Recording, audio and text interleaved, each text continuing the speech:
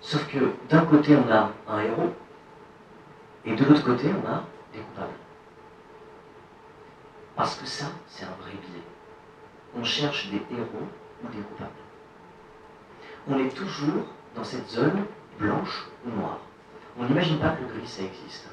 Et surtout, c'est un vrai souci, parce qu'on est tellement focalisé sur la recherche des coupables qu'on ne s'intéresse pas du tout au dysfonctionnement systémique. Et ça explique bien des problèmes. Pour l'illustrer, je vais prendre les acquis de la psychologie cognitive. Et en fait, la psychologie cognitive nous dit qu'on a toujours tendance, dans une situation, à favoriser les causes dispositionnelles sur les causes situationnelles. Qu'est-ce que ça veut dire? Ça veut dire que quand il y a quelque chose qui ne fonctionne pas, on a toujours tendance à chercher des responsables, des coupables, plutôt qu'essayer de comprendre qu'est-ce qui n'a pas fonctionné dans le système. En fait, on n'a pas une vue globale du problème, on a toujours une vue de ce qui est le plus saillant, c'est-à-dire des individus. Il y a des programmes politiques qui fonctionnent entièrement sur cette idée. Sur cette idée que la solution aux problèmes conjoncturels et systémiques de la France, c'est de retrouver les coupables. Alors c'est très pratique, évidemment, parce que c'est manipulable, c'est maîtrisable comme idée. C'est beaucoup plus facile de chercher un coupable ou un héros que de comprendre ce qui a dysfonctionné dans le système. Alors on pourrait se dire, oui, mais les humains sont comme ça, les humains cherchent des coupables, des héros, ils ne s'intéressent pas au système. Et c'est pas vrai. En fait, c'est une donnée très, très, très occidentale. La psychologie interculturelle, elle montre que c'est une donnée tout à fait relative à l'Occident. L'Occident, nous sommes dans le dispositionnel. Nous cherchons des individus responsables plutôt que de nous concentrer sur le groupe ou sur la structure. Alors, un petit exemple à ça. Je vous demande de regarder l'image qui est au-dessus de moi. Là, j'ai fait le test pour voir. Et cette image, si vous deviez raconter une histoire sur cette image, qu'est-ce que vous auriez tendance à raconter? Si vous deviez créer une image, une histoire à partir de cette image, qu'est-ce que vous auriez tendance à raconter? Et bien on s'est rendu compte que les Occidentaux ne racontent pas cette image de la même manière que les Asiatiques. Pour les Américains, par exemple, c'est un individu poisson leader qui guide les autres. Et la preuve en est, les poissons ont l'air d'avoir peur. Il y a plein de gens qui ont essayé de m'expliquer, quand j'ai fait le petit test chez moi, il y a plein de gens qui ont dit aussi, regarde, les poissons, ils ont peur, ils suivent le leader pour fuir quelque part. En fait, les Américains se concentrent sur un individu, le poisson leader. Quand on demande aux Chinois, eh bien eux, qu'est-ce qu'ils voient? Ils sont beaucoup moins focalisés sur l'individu en tête. Eux, ils vont être plus situationnels, ils vont s'intéresser au groupe, et ils vont dire, mais non, non, c'est un groupe qui poursuit un poisson. Eux, ils voient un groupe, et eux aussi me disent, mais si, regarde, c'est évident, bon alors ils m'ont dit en chinois, donc j'ai pas compris, mais ils me disent, si, regarde, c'est évident, on voit qu'ils essaient de l'attraper, de le mordre. Donc c'est évident que c'est... Eh bien non, en fait, il n'y a rien d'évident, parce que c'est vraiment deux manières, c'est ce qu'on appelle des patterns d'attribution en psychologie cognitive. Quand on recherche les causes, quand on est occidental, on recherche des gens. Quand on est asiatique, chinois ou japonais, je vais prendre un exemple après, eh bien on recherche davantage un problème systémique, ou un problème de groupe, plutôt qu'un problème individuel. C'est particulièrement frappant dans les commentaires de matchs de foot. Quand vous regardez, il y a des psychologues interculturels qui se sont intéressés à un match de foot entre l'Amérique et la Chine. Et ils ont écouté la différence pour le même match dans les commentaires. Les Américains se concentraient uniquement sur les individus. Et ils disaient que le problème dans le match venait uniquement de certains mauvais joueurs qui jouaient mal, donc qui provoquaient la perte de leur équipe. Certains appellent ça le syndrome Trezeguet. Parce qu'en France, on a vu pendant très longtemps à Trezeguet pour la Coupe du Monde, comme si c'était Trezeguet qui nous avait fait perdre la Coupe du Monde. Et de l'autre côté, quand on regarde les Chinois comme ils commandent le match de foot, eux ils s'intéressent, pour eux, ils vont plus se focaliser sur la stratégie de jeu. C'est-à-dire qu'ils vont avoir une vision beaucoup plus globale. Et ça s'explique. Ça s'explique parce que il suffit de s'intéresser, en fait, pour le comprendre, aux mamans avec leur bébé. En Occident, et notamment aux États-Unis, quand une maman parle à son bébé, elle insiste sur des noms. Elle nomme des noms, le biberon, la tétine, etc. Alors qu'au Japon, quand une mère parle à son bébé, elle insiste davantage sur les verbes. C'est-à-dire qu'elle évoque davantage les relations que les objets. Et donc ça veut dire que leur pattern d'attribution aux Asiatiques est beaucoup plus systémique que individuel. Et ben nous, on est occidentaux, malheureusement. Donc, pour le coup, il faudrait peut-être s'inspirer de ça pour sortir de ce qu'on appelle communément l'approche juridique. C'est-à-dire qu'au lieu de chercher un coupable à tout prix, on devrait avoir une approche plus systémique, plus holistique, et arrêter d'être focalisé sur l'idée de punir les coupables, de les rechercher et de les punir. C'est dur de sortir de ça, parce que c'est un réflexe, et on voit même que c'est un réflexe carrément anthropologique, ethnologique. Mais peut-être qu'il faudrait parvenir à sortir de ça. Alors j'ai choisi un exemple dans le monde médical, qui illustre bien ça, mais oui, mon propos est confirmé par un exemple d'invalidation, encore une fois. Par exemple, le Concorde. Le Concorde, vous savez qu'il y a une lamelle qui traînait sur la piste, qui a fait exploser le pneu, qui a fait exploser le moteur du Concorde, et qui a été jugé responsable en première instance, ça a été cassé par la Cour de cassation, mais qui a été jugé responsable? John Taylor, le chaudronnier texan qui avait monté la pièce défaillante sur l'avion Continental Airlines qui était tombé sur la piste et qui avait provoqué le crash du Concorde. C'est aberrant, évidemment, puisque tous les pilotes, à ce moment-là, quand ils ont appris le jugement, ont dit mais c'est totalement aberrant. C'est pas aussi simple. Le problème était à plein d'étages. Je prends l'exemple d'un chirurgien. On estime aux États-Unis, j'ai pas les chiffres en France. Je peux vous le dire à vous, parce que vous êtes dans le milieu de la santé. Je peux pas le dire à l'extérieur parce que ça ferait franchement mauvaise impression. On estime qu'aux États-Unis, on estime qu'il y a 200 erreurs de côté par semaine. C'est-à-dire qu'on opère du mauvais côté 200 fois par semaine. Alors, tous les chirurgiens en offre, à vous, les anciens chirurgiens, professeurs, etc., avouent qu'ils ont au moins fait une fois l'erreur dans leur carrière. Alors moi qui trouvais ridicule les gens qui à la télé mettent cette jambe-ci et pas l'autre, etc., je vais y réfléchir maintenant. Alors, si un chirurgien commet une erreur, par exemple, là, je prends l'exemple, donc c'est le professeur Sedel qui prend cet exemple, c'est pour suturer un tendon.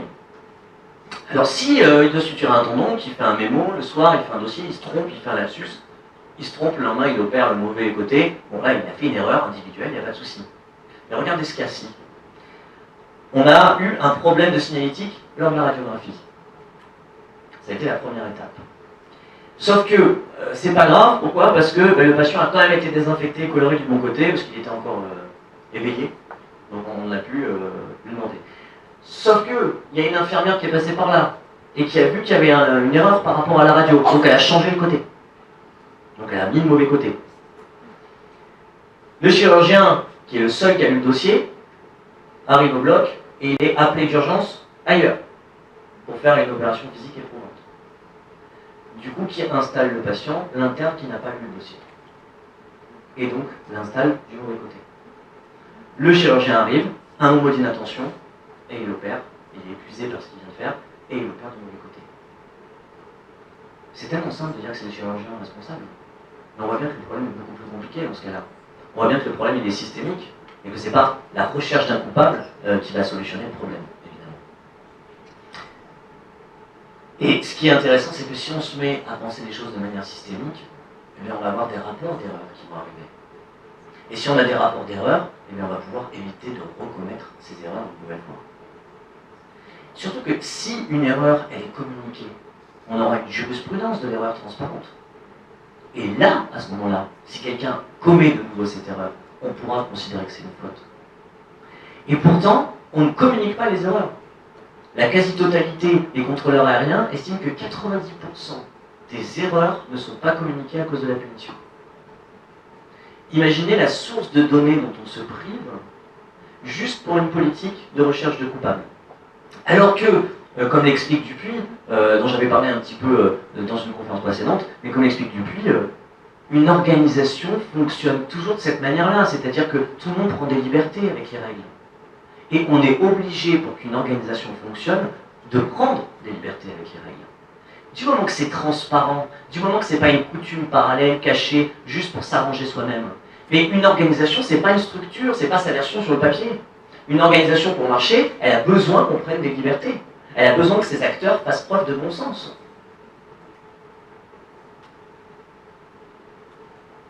Il y a un exemple qui illustre bien ça, c'est les Anglais. Les Anglais utilisent... Quand ils font la grève en Angleterre, ils utilisent l'expression anglaise, alors il y a l'anglaise et l'américaine, mais elles donnent la même chose. En anglais, c'est walking to the room, c'est ce qu'on appellerait la grève de zèle. C'est quand les écuyères Michel, par exemple, décident de suivre les règles à la lettre. si vous suivez les règles à la lettre, eh bien, il n'y a aucun avion qui a décollé de Stansted ni atterri pendant 24 heures. Parce que si vous suivez les règles à la lettre, si vous suivez exactement ce que vous demande de votre fiche de poste, l'organisation ne fonctionne pas. L'organisation, pour fonctionner, elle a besoin que vous fassiez preuve de bon sens, que des fois vous prenez certaines libertés. Mais ce n'est pas des libertés pour vous arranger vous, c'est des libertés pour que l'ensemble fonctionne. En fait, votre liberté dans le système, c'est lui-même.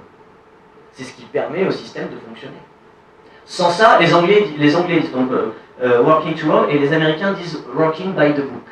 Hein, donc travailler selon les instructions. Si on travaille exactement selon les instructions, c'est une grève de zèle. C'est intéressant parce que ça nous permet de comprendre qu'une organisation, elle ne peut pas fonctionner dans toute procédure. On ne peut pas être dans toute procédure. Mais c'est pas parce qu'on ne peut pas être dans toute procédure qu'il faut développer des coutumes parallèles, cachées, secrètes, que personne ne communique par peur d'être puni. Et ça, c'est un gros souci, c'est que comme on ne communique pas sur nos erreurs, eh bien, on s'empêche de voir ce qu'on appelle des précurseurs. Combien de fois on passe à côté d'événements précurseurs parce qu'ils n'ont pas été communiqués? S'ils avaient été communiqués, on aurait pu le savoir, et on aurait pu les éviter. Et surtout, si vous êtes dans la politique de punition, ben vous allez tomber dans la problématique du bruit. C'est-à-dire que les gens vont vous raconter des mensonges. Ce qui va remonter de la part de subordonnés, ce sont des mensonges. Ils vont inventer des histoires. Donc non seulement vous n'aurez pas l'info, mais à la place, vous aurez une mauvaise information. Vous aurez une information qui est totalement erronée. Donc peut-être qu'il faut réfléchir à cette punition des erreurs, peut-être qu'il faut y cogiter, à partir du moment où on est dans la transparence des écarts. À partir du moment où on communique clairement sur la transparence des écarts. Alors j'aimerais terminer ce soir en parlant d'un mot étrange qui est sur le slide qui s'appelle virtu, c'est de l'italien, c'est un mot qui vient de la Renaissance italienne, qui est impossible à traduire en français, c'est pour ça qu'on le met en italien. Et je crois que ça serait une vraie aide pour le management. Alors pour parler de ça, je vais vous parler d'un grand groupe américain dans le textile. C'est un très grand groupe. Et ils ont fait un business plan pour savoir s'ils devaient s'implanter en Inde. Ils avaient une idée, c'était que s'ils s'implantaient en Inde, ils allaient pouvoir traiter une matière première qui est la jute, et éventuellement pouvoir investir le marché indien. C'est un des business models les plus performants qui existent. On a fait appel aux plus grands experts pour prendre une décision à ce propos. Et les experts ont décidé que c'était franchement une bonne idée d'installer une usine pour traiter la jute en Inde. On l'a installée. Et une fois que l'usine a été finie d'être construite, on s'est rendu compte que cette usine ne servira à rien pendant des années. Parce qu'on était tombé dans un cycle biologique qui a eu lieu tous les 50 ans, durant lequel la jute n'est plus exploitable. Donc c'est un échec total, évidemment. C'est un échec total pour le coup, puisque plus de matière première. Oui, mais plus de matière première. Du coup, qu'est-ce qu'ils ont fait? Ils n'ont pas abandonné le projet. Ils se sont dit, peut-être qu'on peut en profiter pour chercher d'autres matières premières. Et ils en ont trouvé. Et ils ont pu, en trouvant de nouvelles matières premières, développer un produit et investir le marché indien. Ce que nous apprend cet exemple, et qui est très intéressant, c'est qu'il faut se méfier de nos modèles rationnels, il faut se méfier de tout ce qu'on pose dans notre tête quand on prend une décision. Ça ne veut pas dire qu'on ne doit rien avoir en tête quand on prend une décision, mais il faut se méfier, pourquoi? Parce que quand vous prenez une décision, vous la prenez à partir de connaissances établies. Et ces connaissances établies, elles sont imparfaites. C'est-à-dire qu'elles figent l'action à un certain niveau de connaissance, et qui est un niveau imparfait. Et surtout, vous vous empêchez complètement de voir toutes les possibilités qui pourraient s'offrir à vous durant le temps de la décision. Quand on prend une décision, ce qui est très intéressant, c'est quand même d'étudier le feedback de la réalité et de voir également les possibilités nouvelles qui s'offrent. Parce que si vous y réfléchissez bien, comme toutes les informations qu'on a sont très lacunaires sur le contexte, ça veut dire que nos buts eux-mêmes sont assez ambigus. Quand on prend une décision, qu'on se fixe un but, il est toujours très ambigu, puisqu'on l'a fait à partir de connaissances qui sont clairement imparfaites, et qui peuvent changer d'un moment à l'autre. Donc peut-être qu'il faudra avoir de la souplesse dans nos modèles de décision. Peut-être que quand on prend une décision, il faudrait faire l'inverse de ce que nous dit Descartes. Il faudrait peut-être éviter de s'entêter. Mais il faudrait percevoir dans la réalité les nouvelles lignes de force qui arrivent.